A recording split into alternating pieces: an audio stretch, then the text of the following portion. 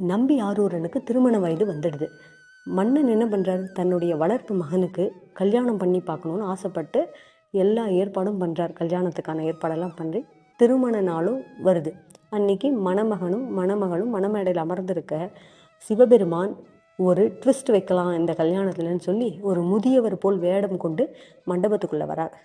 வந்ததும் என்ன பண்ணுறார், இந்த கல்யாணத்தை நிறுத்துங்க, இவனுக்கும் எனக்கும் பெரிய வழக்கு இருக்குது, அந்த வழக்கை தீர்க்கிற வரைக்கும் நான் இவனை கல்யாணம் பண்ணிக்க விடமாட்டேன் அப்படின்னு சொல்லி சத்தம் போடுறார். இந்த வார்த்தையை கேட்டதும் எல்லாரும் அதிர்ச்சியோடு அந்த முதியவரை பார்க்குறாங்க. பார்த்துட்டு மன்னன் தன் மகன்கிட்ட கேட்குறார், ஆரூரா, யாருப்பா இவர், என்ன பிரச்சனை அப்படின்னு கேட்குறார்.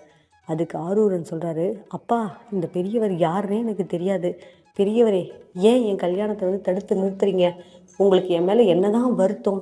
தயவு செய்து என்னன்னு முழுசாக சொல்லுங்களேன் அப்படின்னு வருத்தத்தோடையும் கோபத்தோடையும் அந்த முதியவர்கிட்ட கேட்குறார் சுந்தரர்.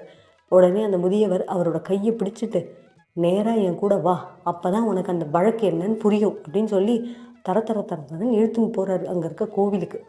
கோவிலில் போனதுமே இந்த முதியவரான சிவபெருமான் மறைஞ்சு போயிடுறார். இப்போ தான் சுந்தரருக்கு எல்லாமே புரியுது. ஆஹா, இறைவன் நம்மளை தடுத்தாட்கொள்வதற்காக தான் இப்பேற்பட்ட ஒரு நாடகத்தை நடத்தியிருக்கார். நமக்கு ஒரு விஷயத்தை நல்லா புரிய வச்சுட்டார். இனிமே நாம் சிவபெருமானை பாடுறதும் அவரை புகழ எல்லா இடத்துலையும் பரவச் செய்கிறதும் அவரை வணங்குறதும் தான் நம்மளோட வேலை அப்படின்னு புரிஞ்சுட்டு சிவபெருமானையே நினைத்து தொழ ஆரம்பிக்கிறார். அப்போது கண்ணீர் மல்க அந்த சிவலிங்கத்தை பார்த்து அழறார். இறைவா, என்னை மன்னிச்சிடுங்க, நான் எப்பேற்பட்ட பாவம் பண்ணிட்டேன், உங்களை எப்படி கோபமாக பேசிட்டேன் அப்படின்னு சொல்கிறார். இதுக்கெல்லாம் மேலே ஒரு ஹைலைட் என்னென்னா, அவர் கூட வராருல்ல நடந்து, அப்போது சொல்கிறார், நீங்கள் என்ன பைத்தியமா, எதுக்கு என்ன இப்படி ஒன்றுமே சொல்லாமல் இழுத்துன்னு போகிறீங்க, எங்கே இழுத்துன்னு போகிறீங்க, என் கல்யாணத்தை தடுத்து நிறுத்தி அப்படின்னு கோபமாக கத்துறார். அந்த வார்த்தையை சிவபெருமான் மனசில் வச்சுக்கிட்டார். இப்போது சுந்தரர்கிட்ட சொல்கிறார், ஆரூரரே, உங்களோட பக்தியை நான் நிரூபிக்கணும்னு தான் இந்த மாதிரி பண்ணேன், என்னை பற்றி பாட்டு பாடுங்க அப்படின்னு சிவபெருமான் சொல்கிறார்.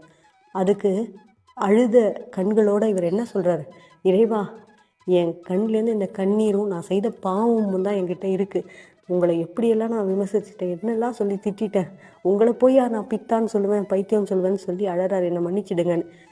என்னை பித்தான்ற பேர் வச்சே ஒரு பாடலை பாடு, எனக்கு அதுதான் சந்தோஷத்தை தரும் அப்படின்னு சொல்கிறார். சொன்னதுமே பித்தா பிறை சூடி பெருமானின்ற தன்னுடைய முதல் பதிகத்தை பாடுறார் சுந்தரமூர்த்தி நாயனார். இப்போது புரிஞ்சுக்கோங்க, ஒரு ஃப்ரெண்டை தான் இன்னொரு ஃப்ரெண்டு இந்த மாதிரி உரிமையாக திட்ட முடியும். அதனால் சிவபெருமான் சொல்கிறார், நீ எனக்கு தோழன்,